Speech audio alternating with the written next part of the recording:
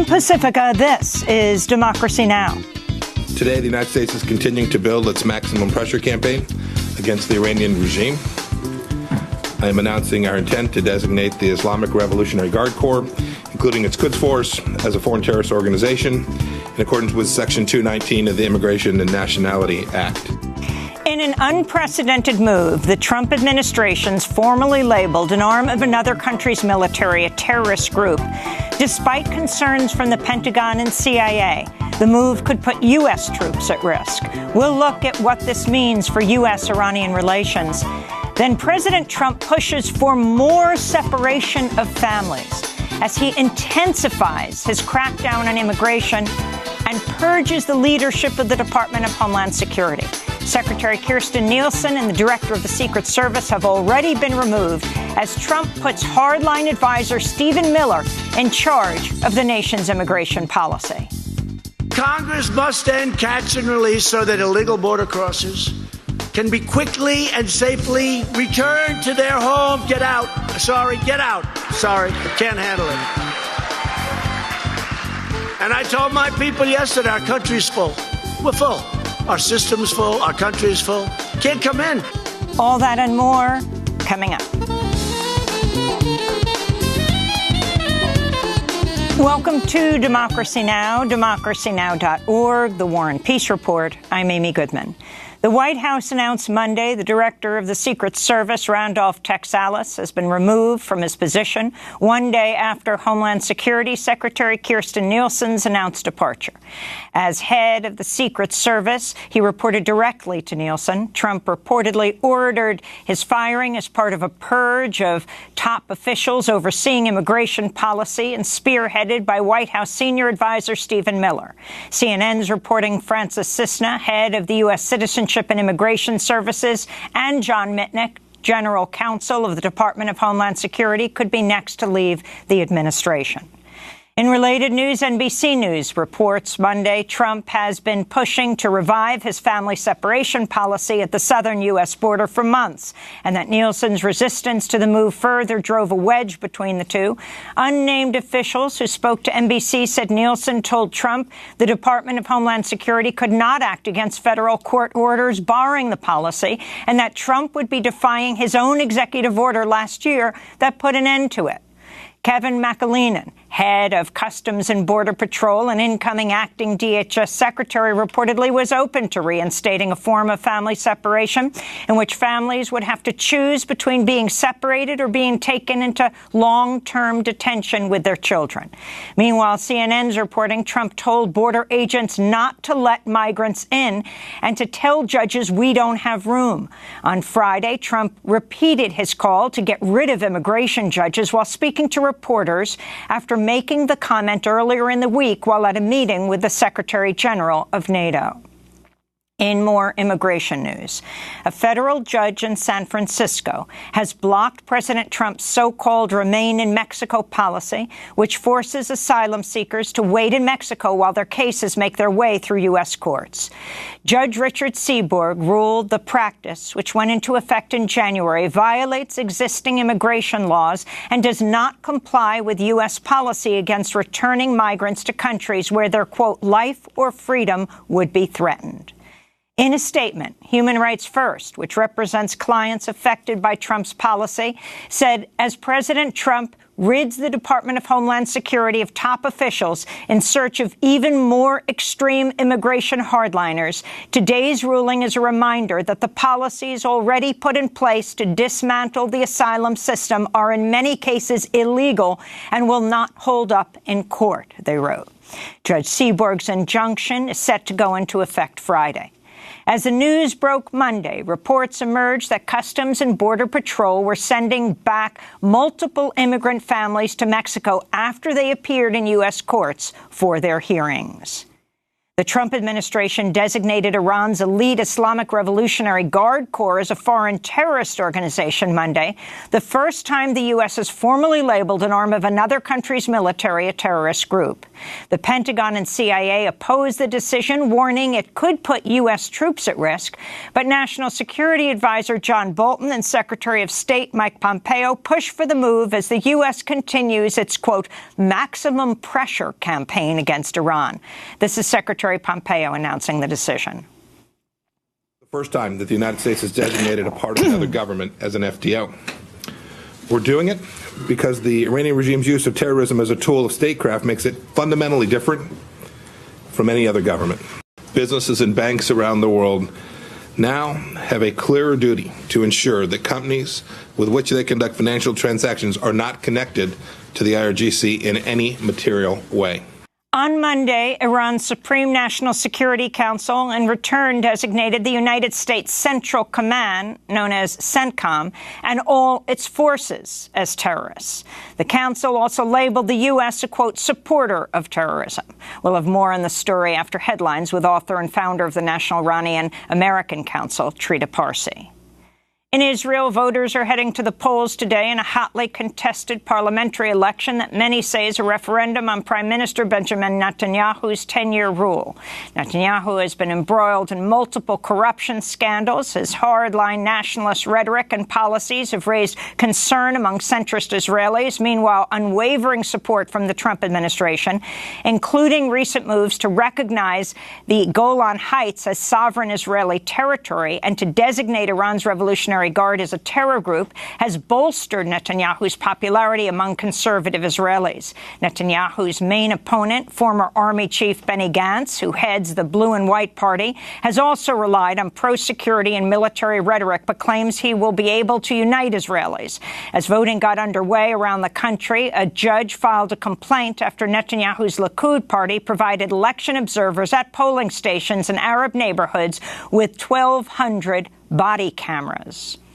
In Libya, authorities shut down Tripoli's only operational airport Monday after forces from the Eastern Libyan National Army launched an airstrike as they continue their offensive led by renegade General Khalifa Haftar. Haftar, a dual U.S.-Libyan citizen, started to lead his forces towards Tripoli last week in an attempt to seize the capital from the UN-backed Government of National Accord. The United Nations has called for an immediate truce and the evacuation of civilians caught in the crossfire. In Afghanistan, 3 U.S. military members and 1 U.S. contractor died Monday after a roadside bomb went off near Bagram Air Base outside the capital, Kabul. The Taliban have claimed responsibility for the attack. The deaths came amidst ongoing peace talks between the U.S. and Taliban officials and after a rash of attacks around Afghanistan in recent days killed dozens of Afghan security forces and military members. At least 32 military personnel were killed after Taliban fighters attacked an army base in western Baghdad province last week, according to Afghan officials. U.S. authorities have revoked the visa of the prosecutor of the International Criminal Court, Fatou Bensouda, weeks after the Trump administration announced it was barring entry into the U.S. to ICC investigators who may be investigating alleged war crimes by the U.S. military in Afghanistan. Bensouda asked ICC judges to authorize an investigation into possible U.S. war crimes in Afghanistan in 2017. A 2016 ICC report accused the U.S. military of torturing at least 61 prisoners in Afghanistan and accused the CIA of subjecting at least 27 prisoners to torture, including rape, at a number of CIA prison sites. 3 former New York City firefighters involved in the 9/11 rescue effort died last week. They all suffered from illnesses related to their exposure to lethal toxins at the wreckage site of the Twin Towers. 2 of the men died of cancer. Funeral services for Timothy O'Neill, Kevin Lennon, and Michael Andriachi will be held this week. A fund set up to cover health care costs for 9/11 first responders and survivors is set to expire in 2020. Earlier this year, lawmakers, including New York Senator Kirsten Gillibrand, announced a bill to permanently fund the federal program.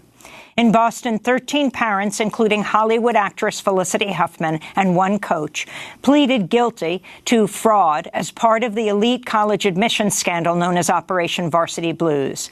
Huffman admitted to paying $15,000 to have someone cheat on the SATs for her daughter. The money was funneled through a charity set up by the scheme's mastermind, Rick Singer. Stanford University announced this week they expelled a student who they say was connected to a $500,000 donation, quote, to Singer's charity, and who provided false information in their college application. Meanwhile, the Boston Globe reported last week that Harvard University is investigating the sale of a home belonging to the school's fencing coach to the father of a student who was soon after admitted to Harvard and onto the fencing team. The case is not believed to be related to Operation Varsity Blues. 2 Congress members have joined the crowded Democratic field for the 2020 presidential nomination. Tim Ryan of Ohio kicked off his campaign Saturday at a rally in Youngstown, where he touted his appeal to working-class voters from purple states. Flyover states are my states. The flyover states are your states, and the flyover states are going to start governing in the United States of America again.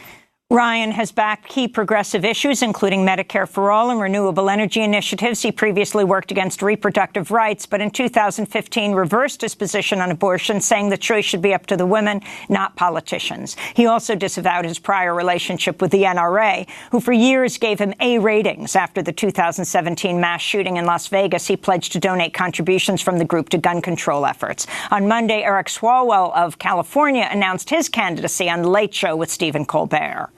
I talk to teachers and truckers and, nurses, and they feel like they're just running in place, and it's not adding up to anything. I talk to people who are just like me, who are the first in their family to go to college. They've got a lot of student debt, can't buy a home, can't start a business. I talk to kids who sit in their classroom afraid that they'll be the next victim of gun violence. Congressman Swalwell sits on the House Judiciary and Intelligence Committees, has been vocal on gun control, supports Medicare for All and the Green New Deal. His messaging has focused on issues affecting young people, such as student debt. The 2 new entries into the Democratic race bring the number to about 18 presidential candidates on the Democratic side. In Louisiana, authorities are investigating fires at 3 black churches over a period of 10 days, which they say are likely related, though no motive or suspect has been found thus far. No deaths or injuries were reported in the blazes. The first fire occurred at the end of last month and the 2 others last week, all in the same community about 30 minutes north of Lafayette. A 4th fire that occurred last Sunday at a predominantly white church in another part of Louisiana is also being investigated, but is not believed to be connected. In his latest attack on the environment, President Trump has reportedly slashed funding for the Obama-era conservation program that tackles issues such as climate change, flooding, and species extinction. Scientists who work for the Landscape Conservation Cooperatives, or LCCs, told The Guardian over half the 22 groups that form the Conservation Collective have been dissolved or put on indefinite hiatus. This despite Congress approving renewed funding for landscape conservation cooperatives. One source told The Guardian, "I'd say there could be 5 to 6 years of work down the drain." Another lawsuit against Boeing has been filed in the U.S. over last month's fatal Ethiopian Airlines crash, which killed all 157 people on board. The family of 29-year-old Mukat Hussein Abdullah from Minnesota says Boeing neglected known safety issues in the design of its flight control system on the 737 MAX 8 aircraft and that it did not properly train pilots on the software. Last week, the family of 24-year-old Samia Stumo sued Boeing and filed a claim against the Federal Aviation Administration. Boeing CEO admitted wrongdoing and apologized for the crash for the first time last week. And human rights activist Blaise Bonpane has died. For more than half a century, the former Maryknoll priest and longtime director of the Office of the Americas in Los Angeles worked to promote human rights in Latin America. He was a Catholic priest in Guatemala during the 1960s, where he was expelled for his efforts on behalf of the poor and the disenfranchised. For 50 years, Blaise Bonpane hosted the show World Focus on Pacifica Radio's KPFK in Los Angeles. He also authored many books, including Civilization is Possible, and his autobiography, Imagine No Religion. Noam Chomsky wrote of the book, quote, "I am often asked by young people, deeply disturbed by the state of the world, what can I do to make this sad world a better place? An eloquent answer now is, read Blaise Bonpein's autobiography. If you can aspire to a fraction of what he has achieved, you will look back on a life well lived," Chomsky said. This is Blaise Bonpein speaking in 1991 about U.S. militarism. I think we have to deal with the ideology of militarism, because the militarism has become the very fabric of our culture. Militarism has no relationship to democracy. If it's militarist, it is anti-democratic. And if we base our thinking on might makes right, we really don't care about who has a claim to anything. We don't care about law. We become lawless. Our policy has been lawless in Central America, in South America, in Africa, in the Middle East. It has been lawless. It has been an argument and a policy of power and militarism. To see our interviews with Blaise Bonpein, go to DemocracyNow.org, including our trip with Blaise to Peru to visit Laurie Berenson in prison. Blaise Bonpein has died at the age of 89 years old.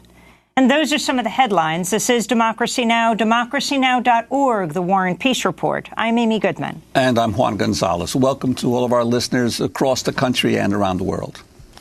In an unprecedented move, the Trump administration has designated Iran's elite Islamic Revolutionary Guard Corps as a foreign terrorist organization, resulting in sweeping economic and travel restrictions on its members.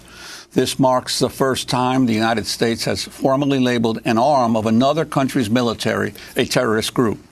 The Pentagon and CIA opposed the decision, warning it could put U.S. troops at risk. Key backers of the move included National Security Advisor John Bolton and Secretary of State Mike Pompeo, who formally announced the new policy on Monday. Today, the United States is continuing to build its maximum pressure campaign against the Iranian regime. I am announcing our intent to designate the Islamic Revolutionary Guard Corps, including its Quds Force, as a foreign terrorist organization in accordance with Section 219 of the Immigration and Nationality Act.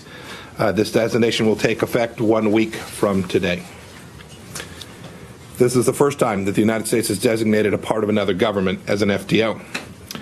We're doing it because the Iranian regime's use of terrorism as a tool of statecraft makes it fundamentally different from any other government.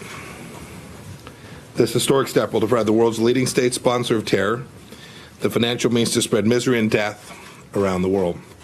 The step is the latest in the White House's efforts to isolate Iran after the U.S. withdrew from the landmark Iran nuclear deal and reimposed sanctions on the country last year, despite widespread international condemnation. The New York Times reports the Trump administration timed the announcement in an attempt to give a last-minute boost to Israeli Prime Minister Benjamin Netanyahu ahead of today's elections in Israel. Netanyahu thanked Trump on Twitter for taking the action against the Islamic Revolutionary Guard Corps. Iranian officials swiftly condemned the new policy and warned the designation will destabilize the region. On Monday, Iran's Supreme National Security Council retaliated by designating the United States Central Command, known as CENTCOM, and all its forces as terrorist. The council also labeled U.S. as a supporter of terrorism. Well, for more, we go to Washington, D.C., where we're joined by Trita Parsi, the founder of the National Iranian American Council. His most recent book is titled Losing an Enemy, Obama, Iran, and the Triumph of Diplomacy. He's also the author of A Single Roll of the Dice, Obama's Diplomacy with Iran. Trita Parsi is an adjunct associate professor in the Center for Security Studies at Georgetown University. Trita, welcome back to Democracy Now! The significance of this U.S. designation of the Iranian Revolutionary Guard as terrorist, and then Iran reciprocates by doing the same with Central Command. So there's both short-term and long-term consequences of this. In the short term, of course, as the CIA and the Pentagon themselves have warned, is that this actually does increase the risk of confrontation in the region. And in that sense, it actually makes the United States less safe by increasing the likelihood of war. The long-term effects, however, I think are even more problematic because they're more likely. And that is that this move seems to be designed to entrap the United States in a permanent state of enmity with Iran. See, if a future administration, let's say in 2020 or 2024, decides that he actually wants to reverse some of the measures of the Trump administration, he wants to re-enter the JCPOA, or he just wants to pursue some form of normal diplomacy with Iran in order to reduce tensions with that country, it will find its political maneuverability significantly inhibited by this decision. For instance, being able to go back into the JCPOA requires the United States to lift the sanctions that it has been reimposing under the Trump administration. But that will be much, much more difficult now because those sanctions have been reimposed under the terrorism clause, and now the IRGC is on the terrorist list. So the political capital for the next administration to do something constructive and actually create some sort of a diplomatic momentum with Iran will necessitate reversing this decision on the IRGC. And that's an extremely heavy lift. And as a result, the future opportunities for diplomacy are going to be significantly hampered by this, which then traps the United States in this prolonged, almost permanent state of enmity with Iran, which I think is precisely what someone like Netanyahu and the Crown Prince of Saudi Arabia actually are looking for. And Trita, what about the impact on neighboring countries, especially Iraq and Syria, where effectively the Revolutionary Guard functioned, were in effect working together with the United States against ISIS? Yes, so in Iraq, for instance, the IRGC and the Iranians were, according to the Iraqis, the first ones to arrive, the first ones to send in ammunition and help in order to defeat ISIS. And according to the Iraqi defense minister, had it not been for Iran, Baghdad likely would have fallen to ISIS. And then, because this was during the Obama administration, the Iranians and the Americans coordinated through the Iraqis how they were jointly defeating and fighting back against ISIS. That type of an opportunity for collaboration obviously now is closed off as a result of this designation. Moreover, this is putting a tremendous amount of pressure on Iraq. Iraq is already in a very delicate situation. The country has been severely destabilized as a result of the invasion, and they are stuck between the United States and Iran. They need the Iranians for a whole set of different things, and most importantly, they want to avoid becoming an arena in which the United States and Iran fight each other on Iraqi soil. So they're really a drive-by shooting victim in all of this. And this designation makes it even more difficult for them because many of the companies and many of the entities that they're working with in Iran are one way or another connected to the IRGC. And I think this is an important thing to keep in mind. According to the U.S. government itself, this designation may include up to as many as 11 million people, almost 1/8 of Iran's population. So this is not designating a small entity that is actually manageable. This is talking about 11 million people. And you can then imagine how problematic that will be for neighboring countries who, for their own interests, obviously want to have some sort of a peaceful relationship with Iran. All of this is coming as Iran is struggling under heavy flooding. The New York Times reports that Iran's foreign ministry accused the Trump administration of blocking efforts to aid Iranian victims of calamitous floods through inhumane and cruel restrictions imposed by renewed American banking sanctions on the country. Can you explain what's happening here? The Trump administration, and as Secretary Pompeo said, has gone for what they call the maximum pressure campaign. They have reimposed sanctions. They have threatened banks with astronomical fines. They have imposed astronomical fines for anyone who has been even just in the gray zone of violating those sanctions. And as a result, they have created a situation in which no banks are willing to deal with Iranian banking system. And incidentally, I think it's also important to note, much of this existed during the Obama administration as well, because that's when this maximum strategy actually originated from. But then once the nuclear deal was struck, the U.S. government at that time went on a tour and were essentially doing everything they could to get banks to start connecting with Iranian banks again. The Trump administration has reversed that. They have scared away all of the banks. And as a result, even though these transactions are not sanctioned by the United States, they are not prohibited by the United States, the pressure on the banks has led to a scenario in which no one is willing to handle the transactions, which has left the Iranians in a very precarious situation because it's very difficult for them to now get aid from the outside because no one is willing to handle those financial transactions. And what about the impact internally on Iran of this latest move, the Trump administration, given the fact that the Rouhani administration, a more moderate administration, clearly was seeking to, in one way or another, rein in the Revolutionary Guard? Yeah, this is quite a bit of an irony of all of this. The Rouhani government has been at loggerheads with the IRGC for quite some time and has tried to really reduce the IRGC's influence on Iran society, which is very extensive. And it should be noted that the IRGC itself has played a very negative role in clampdowns, in repression, etc., inside the country. But now, as a result of this decision, you can clearly see a rallying around the flag situation in Iran, in which a lot of the folks that are very critical of the IRGC, view them as their political opponents, have now felt forced to come out and defend the IRGC, because now they're all essentially sensing that they're in the same boat. And this is one part of the very counterproductive notion of this decision. Instead of actually creating more space for those in Iran who want to see a more open society, who want to move Iran closer to the West, offer the population far greater freedoms, etc., those forces right now are on the defensive because of the aggression by the Trump administration. And they're even feeling forced to come out and defend the IRGC, even though under normal circumstances they would be viewing the IRGC as their main opponents for the purpose of bringing greater democracy to Iran. In 2017, Adam Davidson of The New Yorker wrote a piece headlined, "Donald Trump's Worst Deal."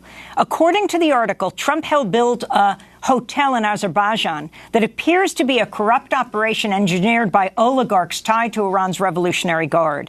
Davidson reports the Trump Organization's chief legal officer, Alan Garten, acknowledged that Trump and his daughter Ivanka knew their Baku, Azerbaijan partners were likely laundering money for the Iran's Revolutionary Guard. Davidson tweeted Monday asking reporters to include these details in their reporting on the Iranian Revolutionary Guard terrorist designation. Can you explain this, Trita? Well, should we really be surprised by now, mindful of everything else that we know about how the Trump organization has been operating? I don't see why we would think at all that the Trump organization would have any qualms about dealing with a company in Azerbaijan that likely was laundering money for the IRGC. And what this really shows, that what this comes down to, is not because there was a great sense that this actually would advance America's national interest, or that this truly would put more pressure on Iran economically. In fact, the IRGC is already tremendously sanctioned. This designation does not add any significant or meaningful additional economic pressure on the IRGC. All it does is that it creates political obstacles for future administrations to be able to actually resolve tensions with Iran. And I think that is very much the intent of someone like John Bolton. It's very much the intent of Bibi Netanyahu and MBS, and the Israelis have been pushing for this for a very, very long time. And the Trump administration has essentially auctioned out its foreign policy in the Middle East to the highest bidder, and is doing a tremendous amount of favors to its allies there, completely disregarding what this will have, the impact that this will have on the U.S.'s own national interests. It is noteworthy that both the Pentagon and the CIA oppose this. They have opposed this for quite some time when these proposals were first brought up more than 10 years ago, precisely because of the fact that it actually makes America less safe. That does not seem to be much of a concern for Donald Trump, however. And Trita, would you comment on the potential impact of the Iranian government declaring the United States Central Command as a terrorist organization? Now, what potentially that could lead to in the Middle East? I don't think that response by the Iranians will lead to them actually targeting U.S. troops or anything of that measure. But what it does show is that pressure gets counter-pressure. Instead of thinking that this maximum pressure campaign will actually force the Iranians to capitulate, all that it does is that it creates an escalatory cycle in which there will be a tit for tat. And if there are no exit ramps from this, then the tit for tat eventually will lead to a military confrontation. That's the danger here.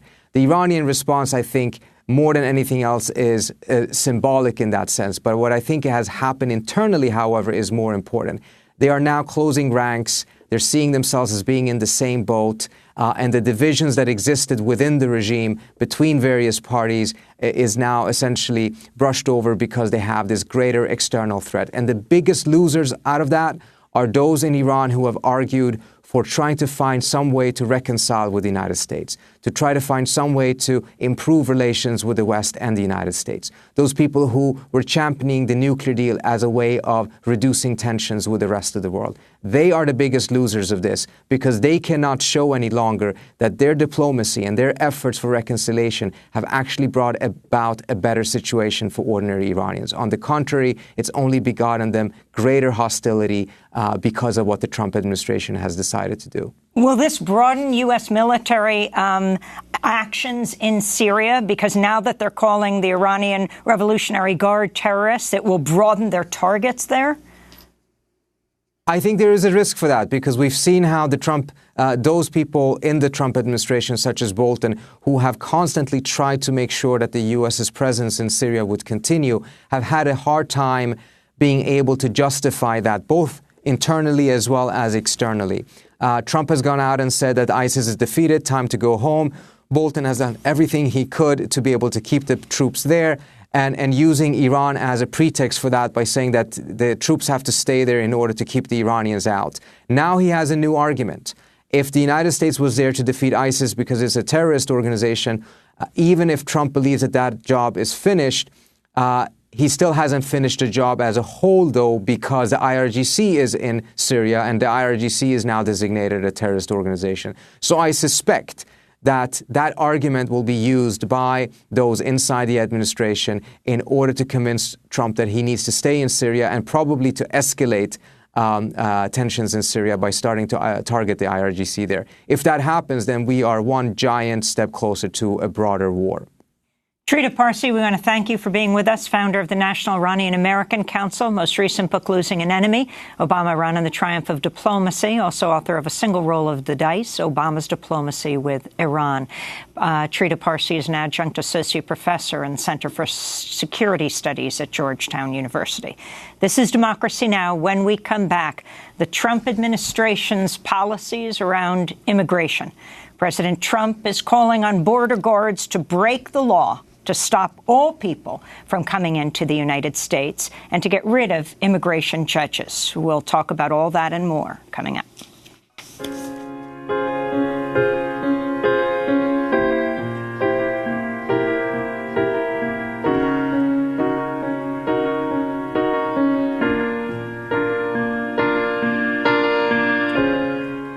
If I could go back to a time before now, before I ever fell down,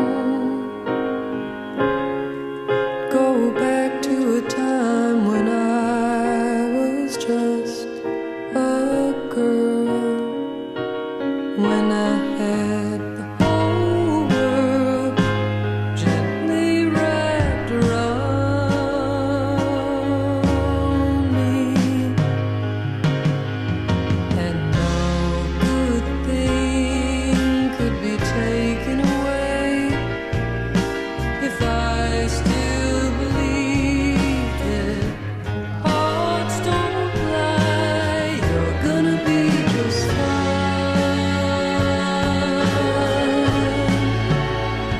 But hey, a lot's gonna change in your life.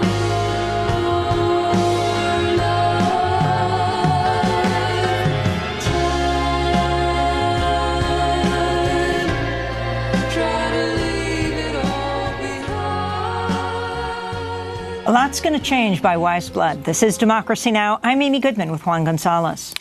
Well, President Trump is intensifying his crackdown on immigration as he purges the leadership of the Department of Homeland Security. On Sunday, DHS Secretary Kirstjen Nielsen was forced out after reportedly resisting a move by Trump to revive his family separation policy at the U.S. southern border.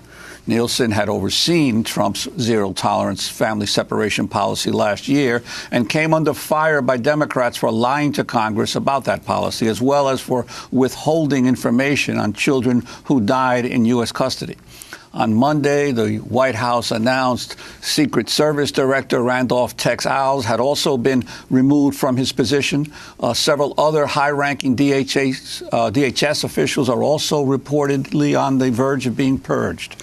Meanwhile, on Friday, Trump withdrew nominee Ronald Vitiello to head Immigration and Customs Enforcement, indicating he wasn't, quote, tough enough for the role.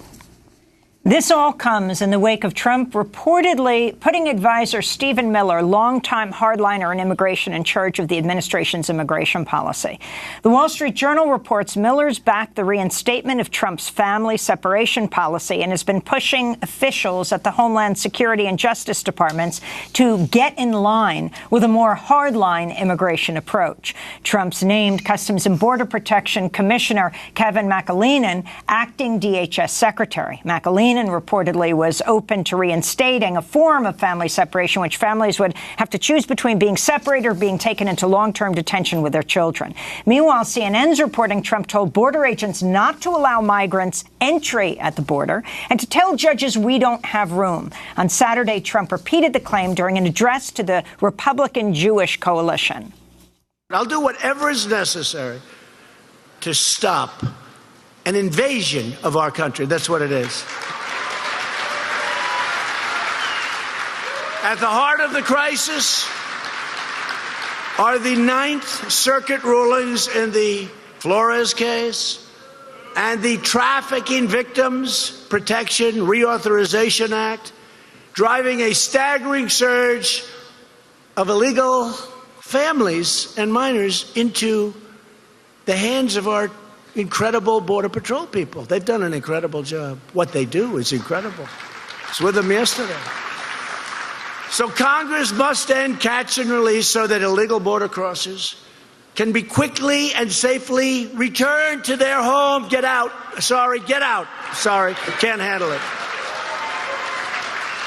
And I told my people yesterday, our country's full. We're full. Our system's full. Our country is full. Can't come in. Our country is full. What can you do? We can't handle it anymore. Our country is full. Can't come in. I'm sorry. It's very simple. Well, for more, we're joined by Erica Andiola, Chief Advocacy Officer for RAISIS, the Refugee and Immigrant Center for Education and Legal Services. She's joining us from Phoenix, Arizona, a border state. Erica, if you can respond to this purging at Homeland Security and what's happening on the border. Yeah, well, thank you so much for having me this morning. And it is really, really disturbing what is going on. We're very worried. We basically had the Secretary of Homeland Security, who was a person literally deciding to tear families apart, take the children away from their parents so that they can make a political, or just basically send a political message out to, to the American people. This is the same person who was just fired because she wasn't tough enough. This is definitely, it's worrying us a lot because what we have seen already is that we already have children who are still actually being separated from their parents right now. We have a lot more people who are being detained with their kids in family detention centers. And it seems like what Trump is referring to right now in the speech that he just did is that he wants to double down on that. More families being detained and more people being, taken away from their children by using, these sort of scare tactics for the American public to think that, migrants are bad people, that they shouldn't be here when that's just not the reality. And Erica, in terms of seeing Kirstjen Nielsen now, as you're saying, portrayed as a moderate, when she was really the leader of the family separation policy, and that the idea that she was not tough enough, what kind of signal does that send to immigrant rights groups across the country of what to expect in the next few months? It's definitely not going to get any easier. We are under an administration that's being led by someone who's campaigning already for 2020. And what we have already seen, it's not just rhetoric. I mean, it's not just Trump, basically referring to migrants, with, I mean, you guys have already heard, what he has been saying about the undocumented community and the migrant community. So it's not just his rhetoric, it's also his policies. And, right now we have seen one of his policies, the return to Mexico, or the remain in Mexico policy, he implemented the family separation policy. I mean, all these actions that he has taken has actually hurt a lot of people. We at Raíces have been working with clients who are going through this. We just literally not too long ago, had a baby, a 1-year-old baby in family detention, being sick for over 20 days. He wasn't being taken care of at all. And I mean, this is sort of stories that continue to occur. And unfortunately, he's not, really telling the truth that these folks are human beings who are seeking asylum in this country. And it's really not going to get any easier for us. So, we got to continue to fight back. We got to continue to, provide services and really helping these folks as they're detained, as they're coming in and asking for help, and really continue to use all the tools that we have, including, fighting back these policies through court, which is what we've been doing for a while now as well. On Sunday, DHS Secretary Kirstjen Nielsen was forced out after reportedly resisting a move by Trump to revive his family separation policy at the U.S. border. But Nielsen oversaw Trump's zero-tolerance family separation policy, as you're saying, last year, coming under fire for Democrats for lying to Congress, as well as for withholding information on children who died in U.S. custody. At least 2 children died under Nielsen's leadership, 8-year-old Felipe Alonso Gomez and 7-year-old Jacqueline Calmaquin, both in New Mexico. This is Nielsen speaking last year about the conditions of detained migrant children. It is important to note that these minors are very well taken care of. Don't believe the press. They are very well taken care of. We operate according to some of the highest standards in the country. We provide food, medical, education, and all needs that the child requests. This is Democratic Congressmember Bonnie Watson-Coleman of New Jersey questioning Nielsen about the conditions children are held in during a hearing last month. What is a chain link fence enclosed into a chamber on a concrete floor represent to you? Is that a cage? It's a detention space, ma'am, that has existed for decades. Does it differ from the cages you put your dogs in when you let them stay outside? Is it different? Yes. In what sense? It's larger. It has facilities. It provides room to sit, to stand, to lay down. So did my dog's cage. So did my dog's cage, said the Congress member in response to Kirstjen Nielsen. And this is the woman that President Trump says is not tough enough on policy. We're joined by, as well as Erica Andiola, Democracy Now! Correspondent and producer Renee Feltz, long reported on the criminalization of immigrants, family detention, and the business of detention. Renee. Amy, you and I took the Democracy Now! Team to the border during this family separation crisis. And that was not long after Kirstjen Nielsen denied that family separation was happening. Remember, she at first said that zero tolerance doesn't mean that we're taking parents away from their children. Interestingly, that was later proven to be a lie when there was a release of a DHS memo that she had signed off on. Who else signed off on that? The new person who's taking her place, Customs and Border Protection head Kevin McElhaney. He was signed on that memo as well. And by the way, in order for Trump to put him there, yes, he has to get rid of Claire Grady, who's in between, who would be the number 2. And it's not, well, we'll see if she's fired, because that is the order of succession. He wants to get as quickly as he can to a yes person who will help him carry out Stephen Miller's policies. Stephen Miller is lurking in the background as an advisor. I think it's important to note that Kirstjen Nielsen opened the gates for family separation to happen. She was a yes person for Trump herself, even though she's being portrayed as someone who occasionally said no to Trump. Also, family separation continues to happen right now. The administration is acknowledging, and they say that sometimes they're separating children who come with their parents for their own safety. Amy, there was a recording of a young girl who was separated from her mother that was shared with ProPublica. It was wrenching to listen to. You can hear the child sobbing. And anyone who's heard that will never forget what Kirstjen Nielsen's legacy is about. I think we have that ProPublica audio from inside a U.S. Customs and Border Protection facility where children were between the ages of 4 and 10 and are heard crying "Mama" and "Papi" after being separated from their parents. This is the audio.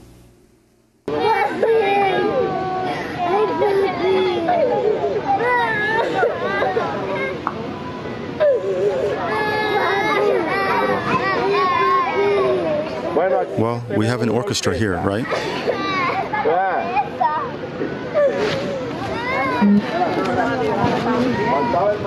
What we're missing is a conductor. That's a border agent saying that over. And Renee, yeah, that was a border agent, yes.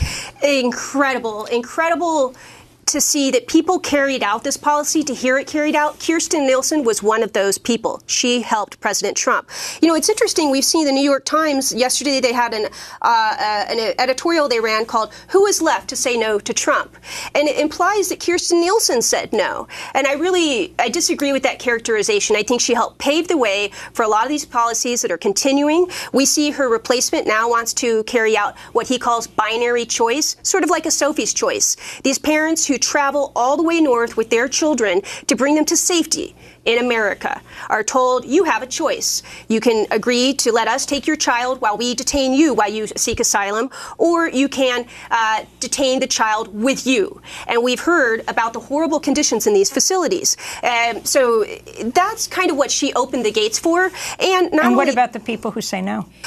Well, there's a lot of people saying no, and I'm glad you brought that up, Amy, because I think there's people saying no in the courts, and there's people saying no at the local level. In the courts, we just saw 2 huge victories. Kirstjen Nielsen, one of her proud achievements as the DHS secretary was to work with Trump's son-in-law and close advisor Jared Kushner on getting Mexico to agree to hold people while they were seeking asylum instead of letting them stay in the U.S. We saw a judge overturn that yesterday, or put a hold on that. A major victory. On Friday, we saw another major victory where people who are seeking asylum and have a credible fear granted to them can now have a bond hearing and seek their release before a judge within 7 days instead of being indefinitely detained. So we're seeing pushback on that level. In California, they passed a state law where they limited the expansion of immigrant detention centers. And many of these facilities, and I wanted to bring this up real quick because many of these facilities are now having their contracts ended with the cities. For example, Adelanto, California, ended their contract with the second largest facility holding immigrants in California, run by Geo Group.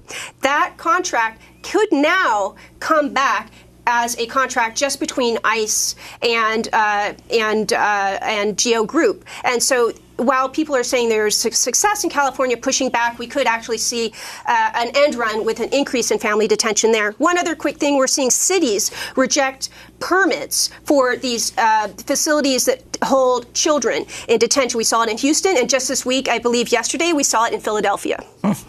Well, we're going to break and then come back to this discussion.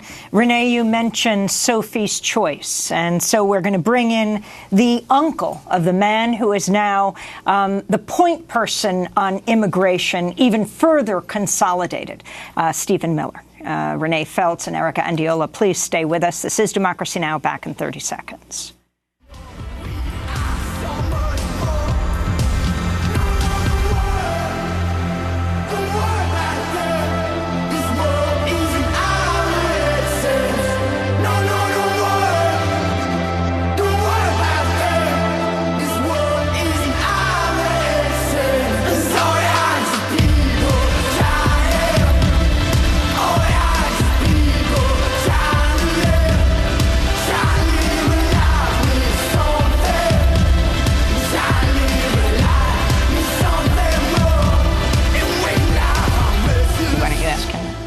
Beneath the Concrete by Lost Under Heaven.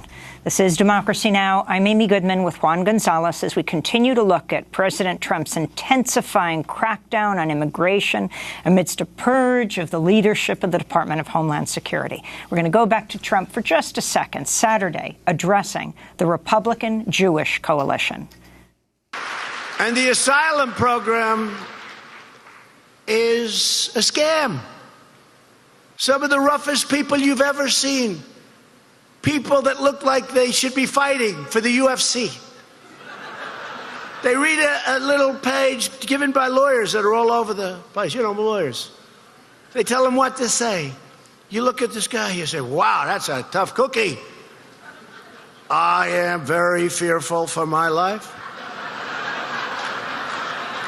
I am very worried that I will be accosted. If I'm sent back home, no, he'll do the accosting. Asylum. Oh, give him asylum. He's afraid. He's afraid. We don't love the fact that he's got tattoos on his face. That's not a good sign. We don't love the fact that he's carrying the flag of Honduras or Guatemala or El Salvador, only to say he's petrified to be in his country. That's President Trump speaking Saturday to the Republican Jewish coalition in Las Vegas. This all comes as Trump has reportedly put advisor Stephen Miller, longtime hardliner on immigration, in charge of the administration's immigration policy. The Wall Street Journal reports Miller's backed the reinstatement of Trump's family separation policy, has been pushing officials at Homeland Security and Justice to get in line with a more hardline immigration approach. As we turn now to Philadelphia, where we're joined by Dr. David Glosser, the uncle of Stephen Miller, retired neuropsychologist and former faculty member at Boston University School of Medicine and Jefferson Medical College. Dr. Glosser works as a volunteer with refugees in Philadelphia. Last year, he wrote a piece for Politico headlined, "Stephen Miller is an immigration hypocrite. I know because I'm his uncle." Dr. Glosser, if you can respond to this speech that President Trump gave to the Republican Jewish coalition, as he talked about the country being full, it makes you think of the MS St. Louis in World War II, that the U.S. would now not allow to dock with over 900 Jews who were eventually sent back, many of them to die. This is your nephew, Stephen Miller, who President Trump is working with even more closely, if possible. Your thoughts? I have a couple of points to make on this, Amy. Thanks for inviting me to speak on this subject. First point I'd like to make, I think, is a general point about racial hatreds and ethnic hatreds. It's kind of axiomatic that the worse we've treated, worse that one group treats another group, the greater their need to demonize that group in order to justify the repression or exploitation of them. So here we see Trump spewing vitriol and lies regarding the asylum seekers and trying to characterize them all as gangsters or criminals, or even using the word, having implied that they're vermin during his explosive rants before the midterms. It doesn't really represent the reality at all, and it's the same racial and ethnic hatred that's faced other ethnic groups trying to come into the country at other times in our history. There's really nothing new about it. In fact, even the moniker, so-called America Firsters, it's the same stuff that was heard back when my ancestors tried to come into this country, and some succeeded in doing so. The other point, I guess, that I'd like to make, I don't know that it's been made explicitly, is I would refer people to do a computer search under the phrase International Committee of the Red Cross, hostage-taking, war crimes, and U.S. military code. And in there you will find a description of the U.S. military code regarding the taking of hostages and the definition of it, which holds that taking hostages among civilians for the purpose of causing them or someone else to either take a course of action or to stop taking a course of action during a conflict, during a war, is actually a capital crime and punishable by life imprisonment or death. So I fail to see the real distinction between by separating children from their parents and holding them prisoner with no apparent clear intention of ever reuniting them again or even keeping track of them, for the purpose of deterring legal attempts to make asylum claims in the United States and hostage taking in time of war.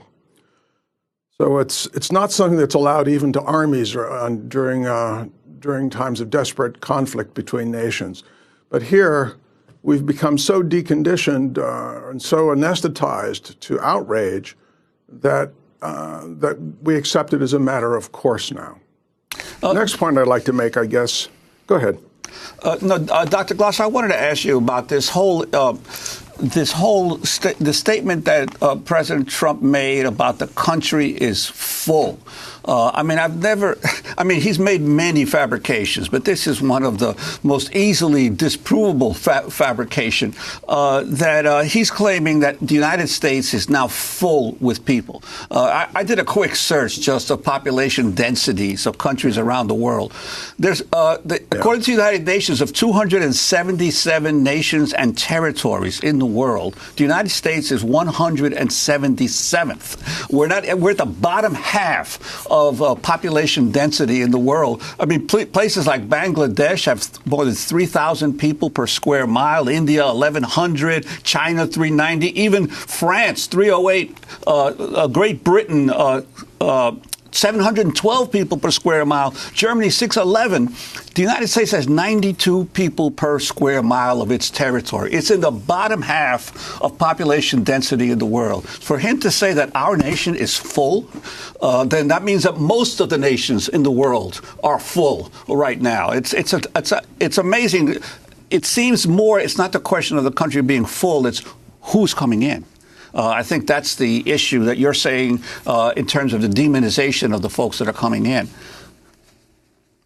Yeah, there's a couple of points here. First, in general, Juan, you're barking up the logic tree, and you're not going to find President Trump at the top of the logic tree. So trying to make logical refutations of his explanations of a crisis, it's a fruitless exercise and a distraction. Of course, he lies just to stay in practice, it seems. But the real border crisis that we face here, and the real crisis for Trump, is not the fact that there's been a spike in the flood of families fleeing from the failed states in Central America is not a problem for Trump. That's his opportunity. That's essentially the only thing he has to offer to his red meat base. He was elected in large part because he was willing to stir up and divide, and to stir up ethnic hatreds and fears and anxieties about so-called invaders. He doubled down on that during the midterms, famously putting himself on the ballot and his policies on the ballot, and having really an explosive rants of ethnic and racial fear at the midterms. And he was stunningly repudiated. He seems to have just decided he's going to double down on that bet again. And so here we see the set of policies that he's followed right since the inauguration, since the campaign, of trying to exclude people who come from the wrong countries, as you point out, by making the so-called Muslim ban, which was overturned in the courts. Now yesterday's decision by the courts invalidating the decision to hold people in Mexico before making an asylum claim. He's got an unpopular tax bill. He's not going to be the health care president. Dr. Glasser, we only have 30 seconds, and I'm wondering if you have a message for your nephew, for Stephen Miller. Well, listen, that's going to be, I don't really have a message for him that I haven't otherwise explained. His history is going to be one of great interest, I think, to psychobiographers in the future as to how this all came to pass and why he feels this way and so forth. But frankly, who cares about that? It's the public persona. It's the public acts of the administration. It's the craven cowardice of the Republican Party. Those are the things we're interested in. The only thing that's going to solve this problem is not logical argument. What's going to solve this problem is the United States must start a three-pronged approach towards solving it, which is to reduce the pressures for out-migration from these failed states through a sort of immigration Marshall Plan, trying to revise our laws to help with temporary migrants, and then to set realistic and fair admission standards for true asylum seekers. We're going to have to leave it there, but we're going to do part 2 with Dr. David Glasser, uncle of Stephen Miller, Erica Andiola of Racis, and Renee Feltz of Democracy Now! Thanks.